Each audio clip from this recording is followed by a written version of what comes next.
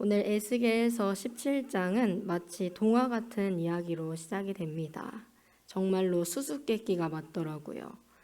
하지만 이 이야기가요, 단순한 우화가 아니라 당시 유다의 정치 상황과 영적 현실을 그대로 드러내는 하나님의 말씀입니다. 하나님은 에스겔을 통해서 수수께끼와 비유를 들려주셨습니다. 왜냐하면 백성들이 직접적인 경고를 들으면 귀를 막고 거부할 것이기 때문이었습니다. 비유는 듣는 이로 하여금 스스로 그 의미를 곱씹게 하고 마음에 깊이 새기게 합니다. 또한 들을 귀가 있는 자만이 하나님의 비밀을 알게 되는 것입니다. 사랑하는 성도님들, 오늘 우리 모두가 하나님의 비밀의 말씀을 깨닫게 되는 귀한 시간이 되기를 소망합니다. 이 비유에는 2마리의 큰 독수리와 한 포도나무가 등장합니다. 첫 번째 독수리는 바벨론의 느부갓네살 왕이고 두 번째 독수리는 애굽의 바로 왕입니다. 그리고 포도나무는 시드기야 왕이 다스리는 유다 왕국을 의미합니다.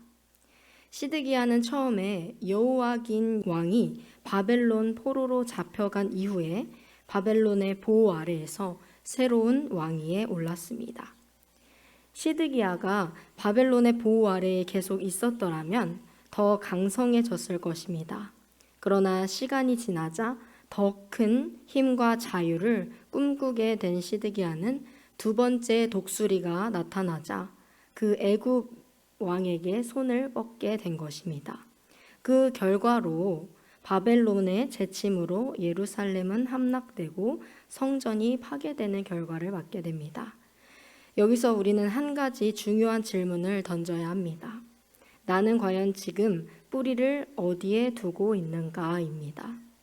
오늘 말씀을 통해 우리는 우리의 삶이 환경이나 조건에 의해 결정되는 것이 아니라 의지하는 대상이 우리의 삶을 결정함을 깨닫게 될 것입니다. 첫 번째로 하나님이 주신 옥토와 큰 물가를 기억해야 합니다. 시드기야는 옥토와 큰 물가에 심겨진 포도나무와 같았습니다. 이는 바벨론의 군사적 보호, 정치적 보장, 경제적 안정이 주어진 상태를 의미합니다. 물론 바벨론 지배 아래에 있었기 때문에 그것은 굴욕적인 조건이었지만 하나님은 그 자리에서라도 언약을 지키고 정직하게 살아가며 나라를 유지하라고 하셨습니다. 히브리어로 옥토는 좋은 땅, 열매를 맺을 수 있는 가능성을 가진 땅을 의미합니다. 지금 시드기야에게 하나님이 허락하신 자리는 겉으로 보기에는 작고 초라해 보일 수는 있지만 그 자리에서 신실하게 뿌리를 내리면 좋은 열매를 맺을 수 있었습니다.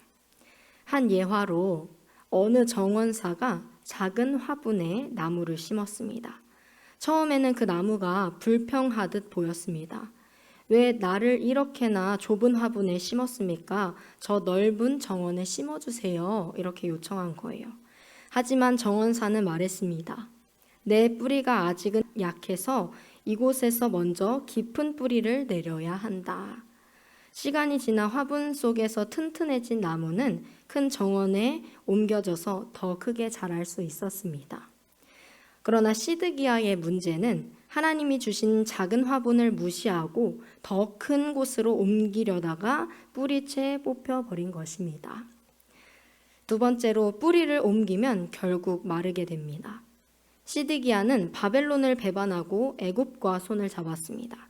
그러나 하나님은 그 나무가 번성할 수 있겠느냐라고 물으십니다. 답은 분명합니다. 번성할 수 없습니다. 왜냐하면 뿌리를 옮기는 순간 공급받던 모든 생명줄이 끊어지기 때문입니다. 본문 10절에 동풍은 바벨론의 침공을 상징하는 말인데요. 메소포타미아에서 불어오는 뜨겁고 건조한 바람은 식물이 아무리 튼튼해도 금세 말라 죽게 합니다. 하나님을 의지하지 않은 선택은 바로 이 동풍을 맞는 것과 같은 것입니다. 두 번째 예화로 한 농부가 옮겨 심기를 좋아했습니다. 여기저기 옮겨 심다가 또 다시 다른 곳으로 옮겼습니다. 결국에 나무는 어느 곳에도 뿌리를 깊게 내리지 못하고 결국 말라 죽게 되었습니다. 우리의 신앙도 이와 같은 것 같습니다. 하나님의 품인 주어진 자리를 떠나서 이곳저곳을 의지하면 결국에는 뿌리가 흔들리고 믿음이 마르게 되는 것 같습니다. 오늘 말씀을 정리하겠습니다. 오늘 보게 된 시드기야의 비극은요, 환경의 문제가 아니라 신뢰의 문제였습니다. 바벨론이든 애굽이든 강대국의 힘이 그를 지켜주는 것이 아니었습니다. 오직 하나님과의 언약이 그를 살게 하는 유일한 길이었던 것입니다. 오늘 우리의 삶에도 두 번째 독수리가 나타날 때가 있습니다. 더 좋아 보이는 기회, 더 안정돼 보이는 조건, 더 강해 보이는 힘이 우리를 유혹합니다. 그러나 그것이 하나님이 주신 자리를 떠나는 것이라면 그것은 번성이 아니라 멸망의 길인 것입니다. 사랑하는 성도 여러분, 하나님이 주신 옥토와 큰 물가를 소중하게 여기시기를 바랍니다. 그 자리에서 뿌리를 깊이 내리고 오직 하나님께만 의지하시기를 소망합니다. 그러면 어떤 동풍이 불어와도 그 뿌리는 마르지 않고 열매를 맺게 될 것입니다. 가장 안전한 하나님의 품에서 영원한 복을 누리는 우리 모두가 되기를 주님의 이름으로 축복합니다.